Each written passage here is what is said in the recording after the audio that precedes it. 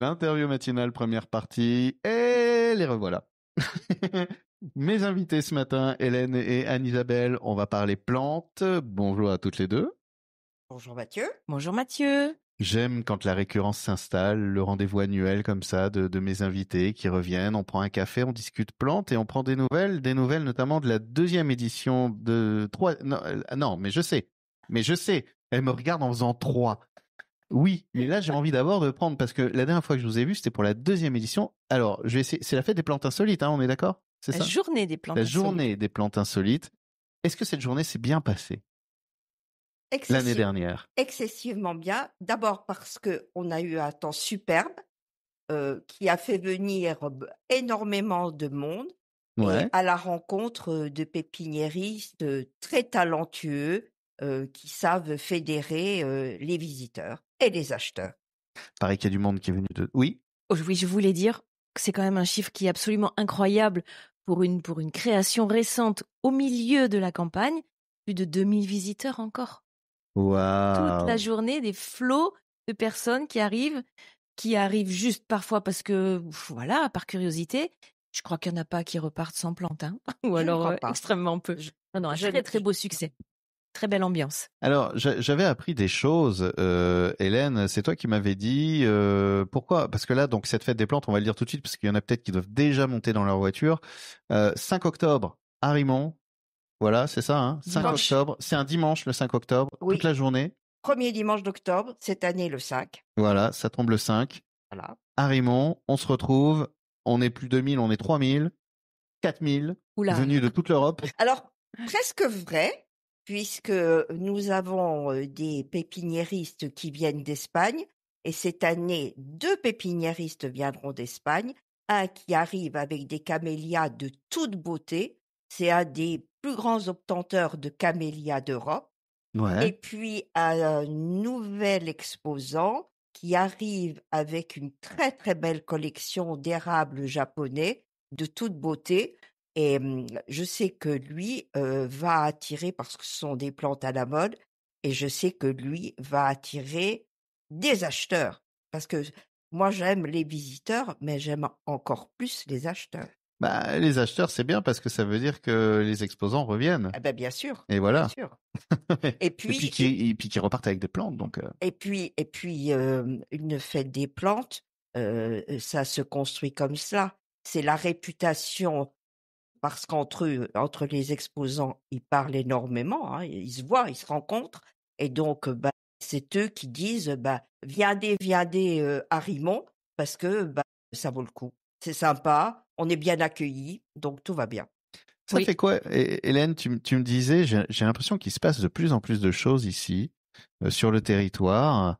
Ça fait quoi de faire partie de cette vague de plus en plus de choses ici, de faire partie de ces équipes qui font que 2000 personnes viennent découvrir des plantes, repartent avec? Ça fait vraiment plaisir pour eux. Ouais. Vraiment, vraiment, pour nos communes, pour notre pays. Je sais pas si on peut appeler ça un pays, la définition. Alors moi, j'arrive de l'Est, et quand on était dans gamin, je sais pas, je crois que ça se fait pas ici, mais nous on disait le pays. On parlait du village d'à côté ou. C'est un peu une entité, un peu, comment dire, territoriale, le pays. Affective. Et non, voilà. mais je crois qu'il y a eu une notion. C'est quel pays? L'Entre-deux-Mers. Voilà. Ah, ok.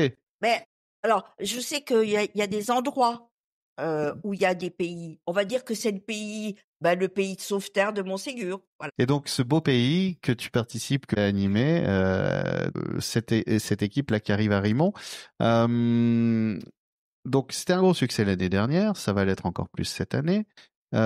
Des plantes, il y a érable japonais, c'est ça? Il y a, c'est quoi les nouveautés? Camélia aussi? Non, les camélias étaient déjà là l'année dernière.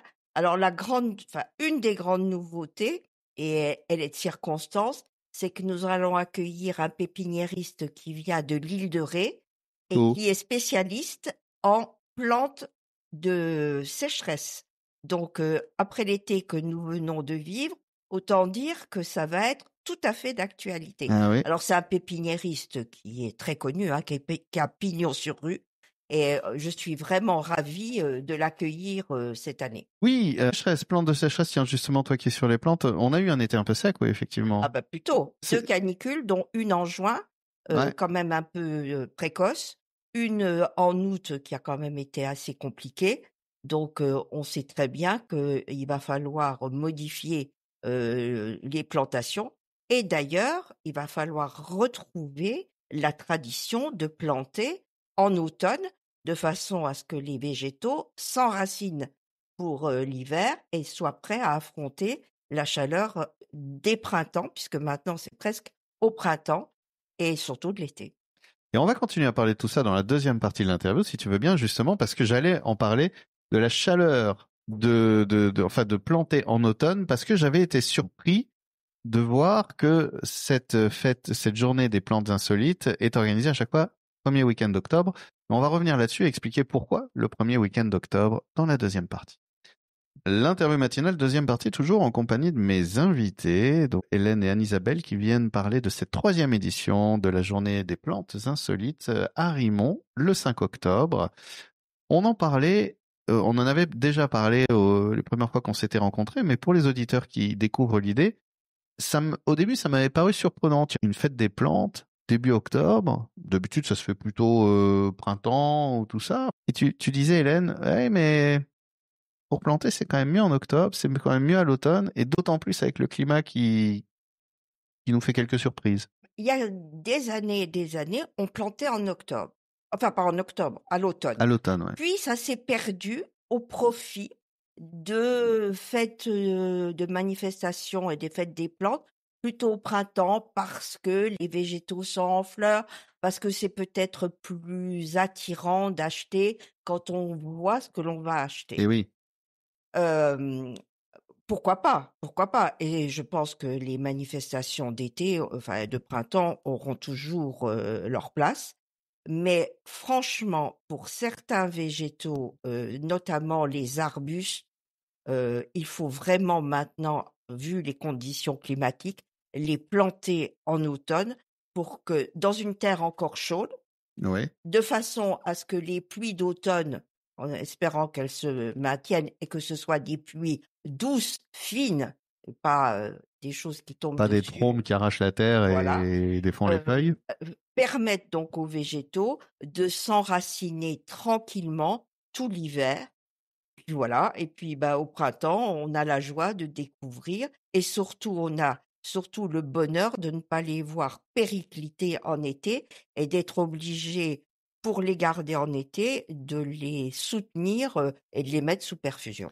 Ouais, parce que là, en plus, arrivé à l'été, ils ont presque un an déjà dans la terre, le temps d'avoir enfoncé les racines bien, d'être prêts. Donc un peu plus. pour moi, et on est quand même de plus en plus nombreux à dire: «Plantez donc en automne, c'est la saison des plantations». Mais on ne refait que retrouver une tradition ancienne. Pour planter en automne, on a besoin de plantes. Pour les plantes, il y a justement la journée des plantes insolites, le 5 octobre, on en parlait, histoire de s'équiper. C'est combien d'exposants cette année? Il y en aura 29. D'accord. Alors avec des gens il y a quelques nouveaux exposants, mais on va garder de toute façon, pour des raisons un peu de convivialité, une petite jauge d'exposants, parce qu'ils sont choisis au cours de l'année, et on tient à avoir des pépiniéristes, les spécialistes dans leur domaine, et on ne cherche absolument pas à étendre démesurément cette manifestation. Privilégier la qualité pour le plaisir aussi de la rencontre de qualité. Mais il y a quand même une vraie diversité. Oui, c'est vrai, il y a une vraie diversité, mais nous n'avons qu'un représentant par spécialité, et ça, c'est Et la diversité, ça veut dire qu'on pourra trouver du cactus à l'érable en passant par les rosiers classiques. Tout à fait. Voilà, tout à fait. Les plantes carnivores, j'imagine. Alors cette année, il n'y aura pas de plantes carnivores, mais parce qu'on se garde ça pour l'année prochaine. D'accord, comme ça on reviendra. Tout à fait. Et alors, je rappelle, je l'ai dit, c'est à Rimont, mais c'est où à Rimont? Alors, c'est pas grand Rimont, mais comment on va trouver la journée des plantes? Alors, là où il y aura du monde.